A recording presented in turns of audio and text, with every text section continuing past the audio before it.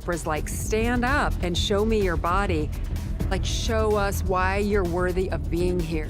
I was like the chattel or a child, like be seen and not heard. Oprah, Winfrey, Michael Jackson, Donald Trump, and Stephen Hawking. What's common between these public figures? Well, these are some of the names that have been linked to pedophile island owner and celebrity financier Jeffrey Epstein. Jeffrey Epstein gave out services to all his big-ticket clients. What if one of Hollywood's most powerful women is hiding dark secrets that are just now coming to light? Cindy Crawford, an iconic supermodel, recently exposed how Oprah Winfrey treated her like chattel during a 1986 interview. Did she always have this body? Stand up just a moment. Now this is what I call a body. But this disturbing revelation could be just the beginning. What if Oprah's need for control extends far beyond interviews, into much darker realms?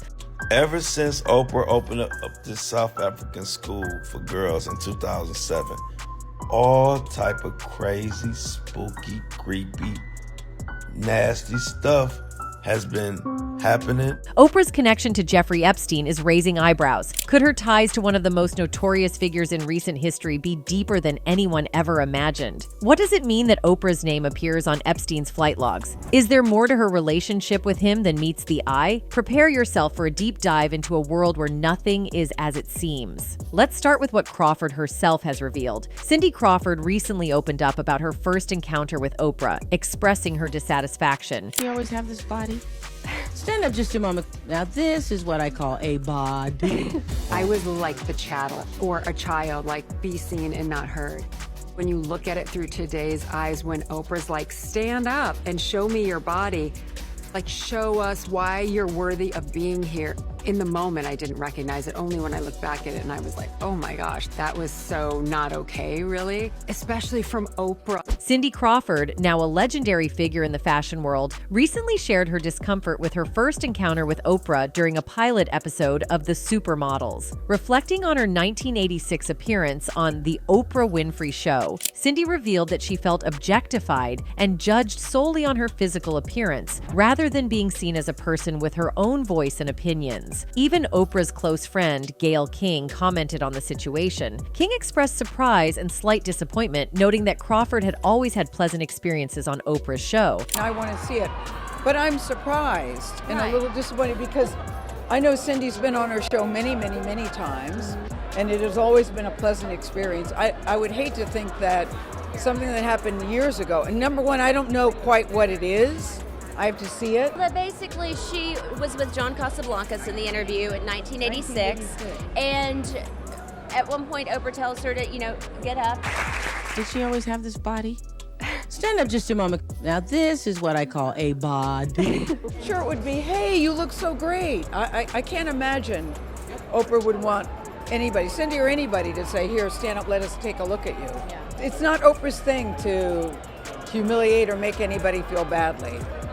But as far as I know, everything is good between Oprah and Cindy. And Oprah hasn't brought it up to you? Not that way, no. You see, Cindy was only 20 years old at the time, and she remembers feeling like a piece of property. It was a moment that still haunts her to this day. But what if this incident is just the tip of the iceberg when it comes to Oprah's problematic behavior? The way she treated Cindy Crawford is not just an isolated incident. It's part of a larger pattern of behavior where Oprah uses her influence to control and manipulate those around her. Elsewhere on The Supermodels, Crawford reveals that she would routinely faint during her early career photo shoots in Chicago with the fashion photographer Victor Skrybneski. I passed out there more than once, especially right before lunch. If you were hungry, you would faint. Then they would prop you back up and you'd do it all over again, Crawford shares. It wasn't about, oh wow, you're so pretty, we're gonna take pictures of you, she says of the attitudes toward models at that point in her career. It was like, your job is, you're helping me sell this jacket. We're all here to sell this jacket. But what does Crawford's comments have to do with Jeffrey Epstein? Well, one person commented on this connection saying, the public didn't realize how disgusting Oprah Winfrey was in 1986 when she was interviewing supermodel Cindy Crawford. Oprah was probably thinking about Cindy being a great sacrifice to Oprah's best friend, Harvey Weinstein. Stand up and let everyone see this body, Oprah lustfully said to Cindy Crawford. Now, although this person doesn't mention Epstein, we all know that Oprah was friends with both Weinstein and Epstein. Meanwhile, some speculate that Oprah's need for control and her close ties to powerful individuals might explain her connection connections to Epstein. It's no secret that the rich and famous often move in the same circles, but when those circles include convicted TFickers, it raises serious questions. Now let's talk about Oprah's connections to Jeffrey Epstein. For years, Epstein operated under the radar, running a TF-icking ring that ensnared countless young girls. His client list included some of the most influential people in the world, and after his arrest, those connections began to unravel. Oprah's name showing up on Epstein's flight logs is more than just a coincidence. Flight logs are critical pieces of evidence in the Epstein case, as they detail who was traveling to his private island, Little St. James, a place notorious for the heinous crimes that took place there. But Oprah's involvement doesn't end with a few flights. There are deeper ties that suggest a more intimate connection between her and Epstein's network. Moreover, Oprah's ties to other convicted TF-ickers and suspected A-list TF-ickers further implicate her in a web of criminal activity. For context, Oprah was once close with Harvey, and she even showed him sympathy even though he is a disgusting man, and he deserves to rot in jail. But it's hard to understand why Oprah wanted to be best friends with someone like Harvey Weinstein. They had a very warm friendship, and the photos show. Some people actually believe that Oprah convinced some actresses to hook up with Harvey Weinstein. The question that needs to be asked is, why was someone as influential and resourceful as Oprah Winfrey involved with people like Jeffrey Epstein? What did she stand to gain, and at what cost? In 2013, Oprah Winfrey was awarded the Presidential Medal of Freedom by then-President Barack Obama.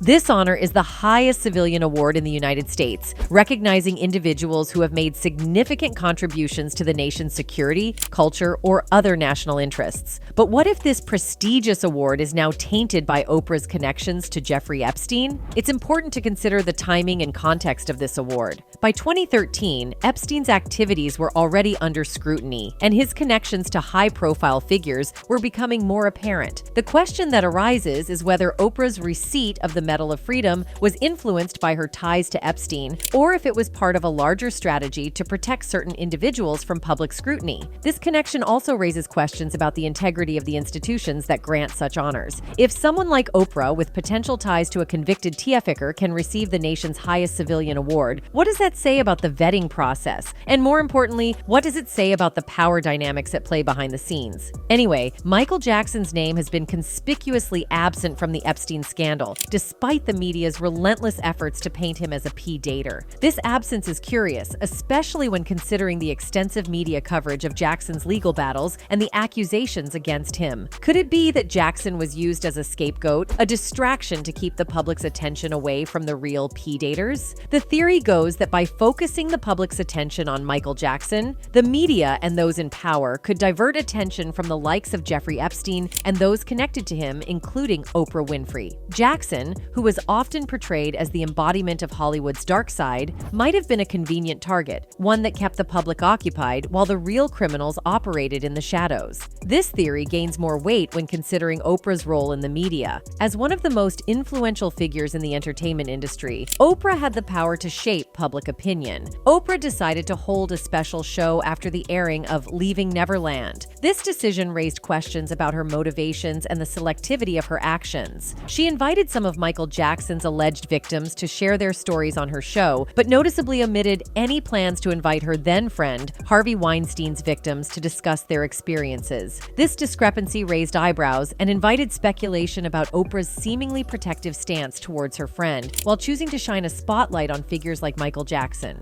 What added an additional layer of intrigue to this situation was the fact that Harvey Weinstein was a convicted criminal, his guilt well established and publicized. The evidence against him was overwhelming, leaving no room for doubt about his actions. So why did Oprah seemingly avoid holding him accountable on her platform? The absence of any efforts to shed light on his story or provide a platform for his victims was perplexing and opened the door to accusations of selective justice. One couldn't help but feel a sour taste in their mouth when considering the timing and circumstances of Oprah's focus on Michael Jackson. It was worth noting that Jackson had passed away over a decade ago, rendering him unable to defend himself against the allegations brought forward on Oprah's show. Meanwhile, Harvey Weinstein remained alive and kicking, with numerous victims who had bravely come forward to share their harrowing experiences. So why did Weinstein's story not receive the same attention and scrutiny? It raised legitimate concerns about Oprah's motives and whether she was attempting to justify or protect individuals with a history of bad behavior. The stark contrast between the treatment of Michael Jackson and Harvey Weinstein cast a shadow of doubt over Oprah's intentions. It raised questions about her commitment to justice and her willingness to hold powerful figures accountable. With Weinstein's extensive list of victims and his criminal conviction, one would have expected him to be at the forefront of discussions surrounding a banned misconduct. Yet, Oprah's apparent silence on this matter left room for speculation and invited skepticism about her true intentions. According to the news, it was Michael Jackson's own family that said they were disappointed that the television mogul had been pushing certain narratives about the icon in what they called the ultimate betrayal. She was basically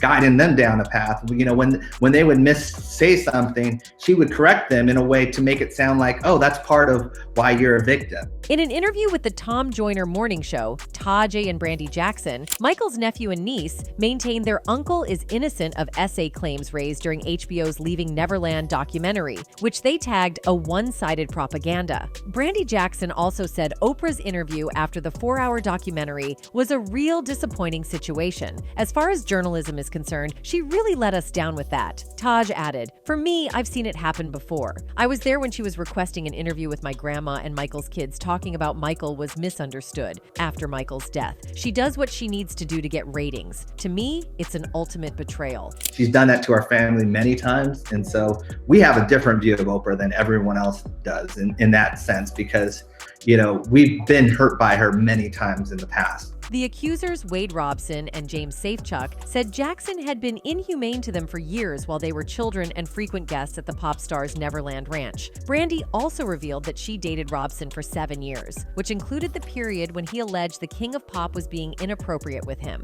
She questioned the time frame of claims and said she knew Robson very well and could tell he was lying. He has always been a bit of an opportunist, she says, before alleging that Robson went public with the essay claims to benefit financially. He knows how to position himself into different situations that will financially benefit him. Taj Jackson said he actually got Robson and his entire family into his uncle's memorial service after they requested to be there. "It makes me more angry than anything because these guys are pulling one on the public and they're getting over," Taj Jackson said. He added that the motivation is strictly money. "They have an appeal right now for hundreds of millions of dollars. They sued the estate," Taj Jackson said in the interview with Tom Joyner. "They were denied and now they have an appeal coming up. They have all the interest in the world to get the public behind them to make their case for appeal stronger," he added. Taj also added that he's working with other people on a documentary to refute the claims against his uncle. In any case, it is an open secret that Oprah likes to tarnish the images of other celebrities. One other person who has experienced this firsthand is Toni Braxton.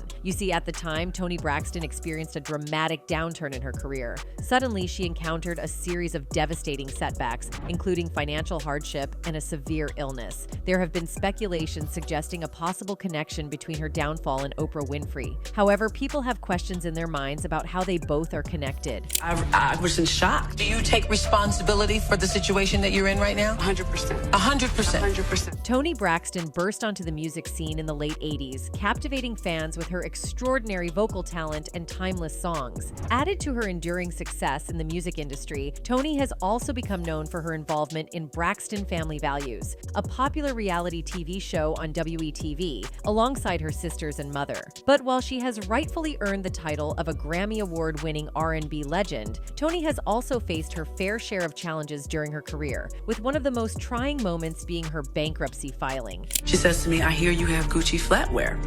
I'm Oprah Winfrey and I don't have Gucci flatware. In a revealing interview on VH1's Behind the Music, Toni candidly discussed the bankruptcy situation and how it was received by the public and fellow celebrities. During the same period when she was grappling with financial difficulties, Toni appeared on the Oprah Winfrey Show. As is customary for guests on Oprah's show, she anticipated questions about her then-current situation. However, Toni was taken aback by Oprah's unexpectedly tough line of questioning, leaving her in a state of disbelief. I read that you were were upset about stories that you're overspending costs. During this interview, viewers perceived Oprah's questions as indirect criticism of Tony's spending habits, with the implication that Tony's extravagant expenditures were a significant factor in her bankruptcy. In response to Oprah's perceived rudeness, Tony replied, "She was so frickin' mean to me. I was in shock." Tony openly acknowledged her deep respect and affection for Oprah before the interview took place, expressing that she had never anticipated Oprah would be as critical as she turned out to be during their conversation. She said, "I couldn't believe it because I loved her so much. I admired her and looked up to her, and she pretty much reprimanded me." According to Braxton's recollection, Oprah's disapproval didn't stop there. Tony remembered Oprah saying something along the lines of, "I've heard you have Gucci flatware, whereas I, Oprah Winfrey, do not own Gucci flatware." This comment left the star of Braxton Family Values feeling significantly diminished. You ain't got Gucci flatware because you didn't want to buy it. It's not because you couldn't afford it. What do you mean? And immediately, she made me feel this big. In addition to all this, Oprah Winfrey is widely celebrated for her philanthropic efforts, particularly her work in Africa, where she has established schools and orphanages. However, these ventures have not been without controversy. There have been reports of children going missing from Oprah's institutions, leading to speculation that these schools and orphanages might be fronts for more nefarious activities. More specifically, we have the controversial Oprah School in South Africa. In 2007, Oprah opened the Leadership Academy for girls, inspired by Nelson Mandela and her promise to him. Little did anyone know that this venture would become a hotbed of controversy, stirring up whispers and skepticism from day one. As soon as news broke about Oprah's ambitious project, the South African government wasted no time in expressing their disdain. They criticized the exorbitant cost of the school and questioned its relevance in a country plagued by poverty. But did Oprah let that deter her? Not a chance. With an air of grandiosity and a touch of arrogance, she forged ahead, creating a glitzy institution that boasted luxurious salons and extravagant gyms. And that's when the conspiracy theories began to take flight. Whispers spread like wildfire, with many suggesting that the lavish school served as a front for something much darker: illegal human trade. The opulence and extravagance raised eyebrows and fueled suspicions that innocent young girls were being groomed for a life of exploitation. While no concrete evidence ever surfaced to support these scandalous claims, it's impossible to deny that the whispers added a layer of intrigue and suspicion to the already controversial academy. But it didn't stop there. Scandals and controversies soon plagued the institution, exposing a dark and seedy underbelly that Oprah had fought so hard to keep hidden. One shocking incident involved an employee named Virginia, whose role involved overseeing the dormitories. It was discovered that she had engaged in highly inappropriate conduct with not one, but multiple students between the ages of 13 and 15. Can you imagine the shock and horror that swept through the nation when this scandalous revelation came to light? These vulnerable young girls, handpicked by Oprah herself, fell victim to the very person entrusted with their care. It was a stain on Oprah's reputation and a disturbing reflection of the Academy's inner workings. Desperate to salvage her image and protect the brand she had built, Oprah swooped in with a team of investigators to uncover the truth. 6 brave girls came forward, mustering the courage to share their traumatic experiences. Yet, to the dismay of many, Virginia was shockingly cleared of all charges, leaving the public questioning the fairness and efficacy of the justice system. The scandal reached new heights, casting doubt not only on the credibility of Oprah's venture, but also on the integrity of the entire South African education system. But the darkness didn't dissipate with Virginia's scandal. Further controversies followed, including reports of children going missing from Oprah's institutions, leading to speculation that these schools and orphanages might be fronts for more nefarious activities. In areas where birth registration and official documentation are lacking, the disappearance of children can go unnoticed. This lack of accountability raises serious concerns about the true nature of Oprah's philanthropic work. Is it possible that these ventures are connected to the tea-ficking networks that Epstein was a part of? All in all, there are still many unanswered questions. Why was Oprah's name on Epstein's flight logs? What was she doing on his private jet? And why have so many children gone missing from the institutions she supports in Africa? These are questions that demand answers, yet the mainstream media has largely remained silent on these issues. The influence and power of figures like Oprah make it difficult for the truth to come to light, but it is essential that we continue to ask these questions and demand accountability. Oprah Winfrey has built a legacy as one of the most powerful women in the world. But as more information comes to light, that legacy is increasingly under scrutiny. The ties to Jeffrey Epstein, the questionable philanthropic efforts, and the potential involvement in Epstein's networks all suggest that there is much more to Oprah's story than the public has been led to believe. At the same time, Cindy Crawford's recent revelations about her experience with Oprah Winfrey have opened the door to a much larger discussion about Oprah's true nature and her connections to some of the darkest corners of society. From the 1986 interview that left Crawford feeling dehumanized to the evidence linking Oprah to Jeffrey Epstein, it is clear that there is more to this story than meets the eye. As we continue to uncover the truth, it is essential that we hold powerful figures accountable for their actions. Oprah Winfrey may have built an empire on the ideals of empowerment and philanthropy, but the evidence suggests that her legacy is far more complicated. Anyway, that's it for this video, folks. Bye.